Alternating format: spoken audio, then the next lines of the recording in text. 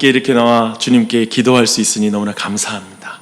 또 집에서 기도하시는 모든 분들에게도 동일한 은혜가 넘치길 또한 바랍니다. 2020년 고난주간 기도회를 오늘부터 금요일까지 진행합니다. 두 가지 방향과 내용으로 기도하기를 원합니다. 먼저는 주님이 기르신 그 길 위에서 오늘 이곳을 품는 기도회가 되었으면 좋겠습니다. 모든 메시지는 누가의 안내를 따라 예수님이 붙잡히시는 감난산부터 그리고 십자가에 달리시는 그 갈보리 그 언덕 위까지 그 장소를 중심으로 메시지를 묵상하고 나누려고 합니다.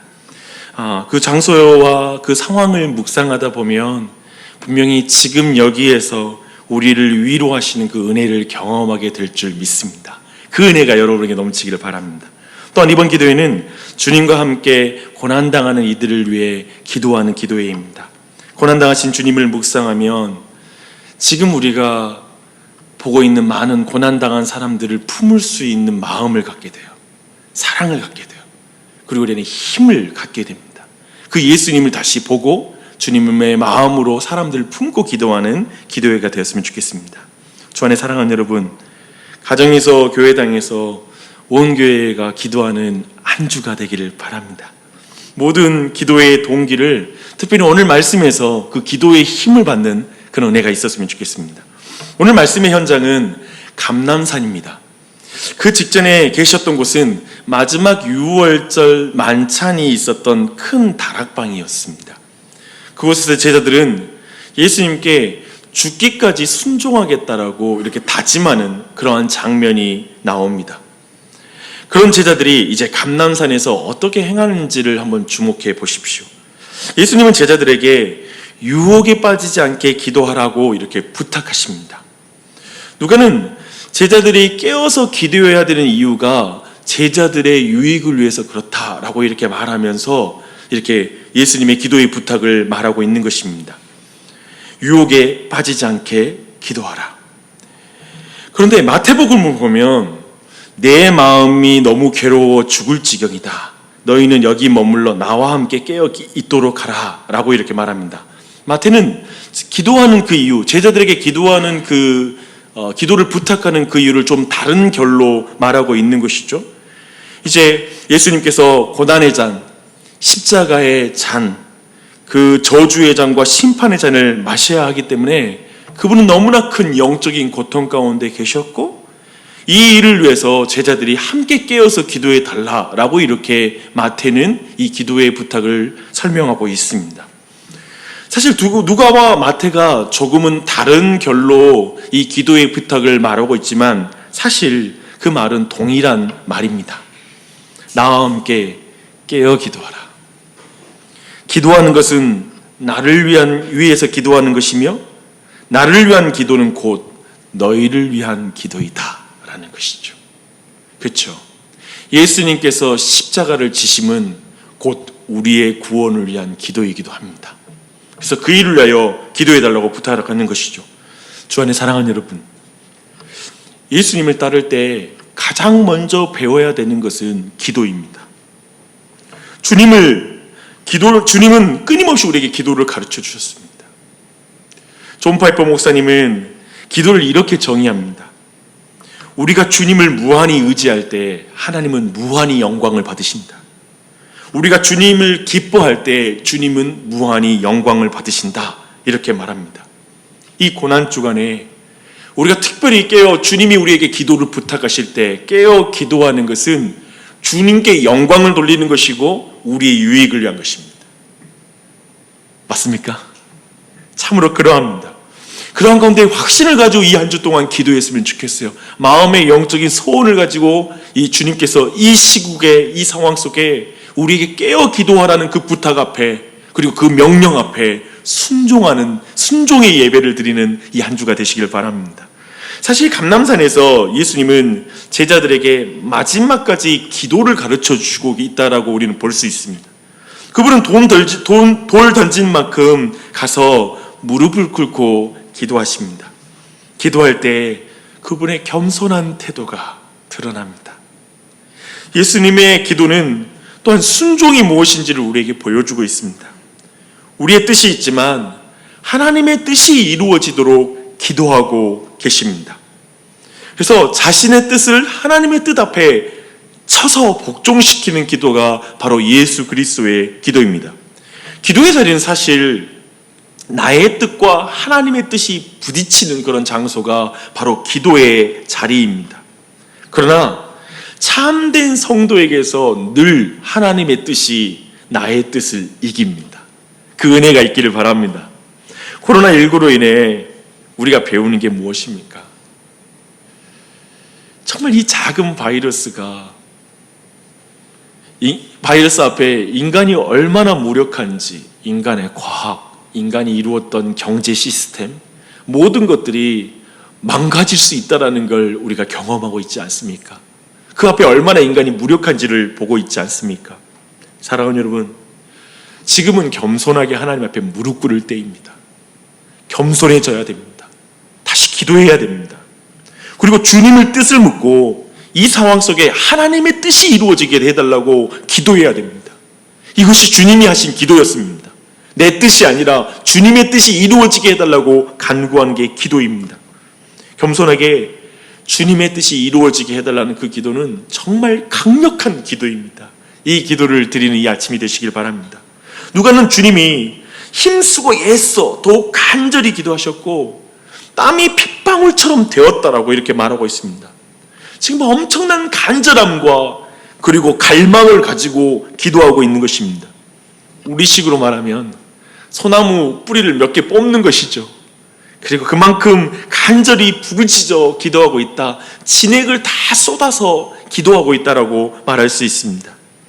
전능하신 하나님이 하고 싶은 일이 있으시면 뭐 알아서 하실 텐데 왜 그렇게 간절히 기도해? 소리 지르면서 기도해? 이렇게 말하는 사람들이 있습니다. 그들은 하나님의 능력을 믿는 것처럼 말하지만 예수님과 믿음의 선배들이 그런 생각들을 성경적 신앙이라고 인정한 적이 한 번도 없습니다. 그런 게 우아한 신앙이다, 대단하다라고 평가한 적이 없습니다. 지금 예수님은 제자들에게 깨어 기도하라고 계속 말해요. 제자들 피곤해서 기도하면 그래 뭐 하나님 뜻 이루어질 테니까 그래 잠자 라고 내버려 두셔야 되잖아요. 사랑하시면 그럴 수 있잖아요. 아니요, 또 깨워요. 깨어 기도해야 돼, 또 깨어 기도해야 돼 라고 부탁하십니다. 왜냐하면 하나님은 사람을 파트너로 창조하셨기 때문에 그렇습니다. 그래서 사람의 순종과 기도를 통해 하나님은 세상 가운데 일을 행하시는 걸 너무 기뻐하세요. 그게 원래 인간을 만든 이유예요. 그래서 주님은 우리를 깨워서라도 기도하게 하세요. 그리고 우리의 기도를 통해서 행하시는 걸 기뻐하세요. 그래서 이 시간에 우리가 모인 이유도, 그리고 각 가정마다 기도하는 건 이 기도를 통해 하나님이 일하시기 때문에 그러세요. 온 교회가 각성하여 함께 기도할 때 온 교회적인 부흥을 하나님은 허락하실 거예요. 믿으십니까? 겸손하게 무릎을 꿇어야 돼요. 그리고 그분 앞에 내 뜻이 아니라 하나님의 뜻을 구해야 됩니다. 예수님의 기도가 정말 어려워지는 것은, 어려운 기도였던 건 뭐냐면 하나님의 뜻이 이루어지면 자신이 십자가에 달려야 되기 때문에 그렇습니다. 항상 그래요. 우리는 하나님의 뜻이 이 땅에 이루어지게 해달라고 기도해요. 그 말은 뭐냐면 그 일에 내가 십자가의 길을 걷겠습니다. 그 뜻이 이루어지도록 내가 희생의 삶을, 헌신의 삶을, 내가 그 일이 이루어지는 길을 내가 순종하여 걷겠습니다라는 게 포함되기 때문에 그 기도가 어려운 거예요. 예수님의 기도는 너무나 어렵습니다. 너무 어렵기 때문에 예수님을 천사가 와서 도와줍니다. 주님께서 우리가 그러한 기도를 드릴 때 성령님을 통해 도우실 줄 믿습니다. 함께 하실 것입니다. 주 안에 사랑하는 여러분, 감람산에서 예수님께 배우는 기도는 쉬운 기도가 아닙니다. 무릎 꿇는 것이 얼마나 어려운지 몰라요. 그렇지 않아요? 코로나19 거치며 예배당에 모이지 못한 시간 길게 보냈잖아요. 여러분 기도하셨습니까? 어떠셨어요? 정말 마음은 있는데 육체가 약해요. 우린 그걸 경험했을 거예요. 또 한편 시간이 많아서 기도할 수 있는 게 아닌 것 같아요. 그거 경험하셨죠? 의외로 우리에게 더 많은 시간이 주어졌잖아요. 근데 그것이 나를 기도하게 만드는 건 아닌 것 같습니다.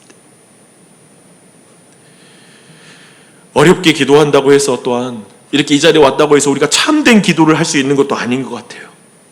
하나님의 뜻 앞에 내 뜻을 복종시키는 것은 정말 인간의 힘으로는 할 수 없는 기도입니다. 더하여 하나님의 뜻이 이루어지면 십자가의 길, 희생의 길, 겸손의 길을 걸어야 하기에 그런 기도는 너무나 어렵습니다. 얼마나 어려웠는지 예수님은 완전히 소진해버렸어요, 힘을. 그래서 천사가 와서 주님의 그 순종의 기도를 도와주십니다. 저는 주님이 여러분의 기도를 도와주는 은혜가 이 한 주 동안 있길 바랍니다. 그 은혜를 경험해야 돼요. 그래야 그런 기도를 드릴 수 있어요. 그런 기도를 간절히 드리는 여러분 되시길 바랍니다. 주 안에 사랑하는 여러분, 제자들은 피곤하여 잠에 듭니다. 그리고 슬픔에 지쳐서 잠들었다라고 성경은 말하고 있습니다. 우리도 피곤하여 잠들고 슬픔에 지쳐 잠들지 않았습니까? 결국 베드로는 감난산에서 예수님이 붙잡히자 유혹, 곧 시험에 빠져버려요. 그는 기도하지 못하고 잠들었잖아요. 진짜 유혹에 빠지고 맙니다. 칼로 예수님을 지키고자 대제사장의 종의 귀를 칩니다. 하나님의 뜻을 구하지 않으니 자기 뜻대로 날뛰는 거예요. 그것이 하나님의 영광을 위한 것이냐? 그렇습니다. 예수님이 말씀하셨던 유혹, 시험에 빠지지 않게 기도하라고 했던 건 바로 이거예요. 이것이 바로 시험에 빠지는 것입니다. 하나님의 뜻으로 서지 못하고 사람의 뜻으로 행하는 것, 그게 바로 시험입니다. 예수님이 자신을 위해서 기도해달라고 했던 기도 제목이 뭐였죠? 내 뜻대로 마옵시고 아버지의 뜻대로 행하게 하옵소서. 이걸 위해서 기도해달라고 한 것이잖아요. 그래서 이 세상의 모든 유혹은 한마디로 말하면 하나님의 뜻이 아닌 내 뜻대로 행하는 게 그 유혹이에요. 그리고 시험이에요. 그래서 우리는 기도하는 거예요. 내 뜻대로 살지 않고 주님의 뜻대로 살기 위해서 기도하는 거예요. 그게 기도예요. 오늘 이 감람산에서 지금 여기를 볼 수 있을 것 같아요. 지금 우리 조국과 열방을 볼 수 있을 것 같습니다. 저는 오늘 말씀 보는데 좀 이제 적용적으로 말씀 나누고 마무리하는데요. 조국교회의 모습이 좀 어른거리는 것 같아요.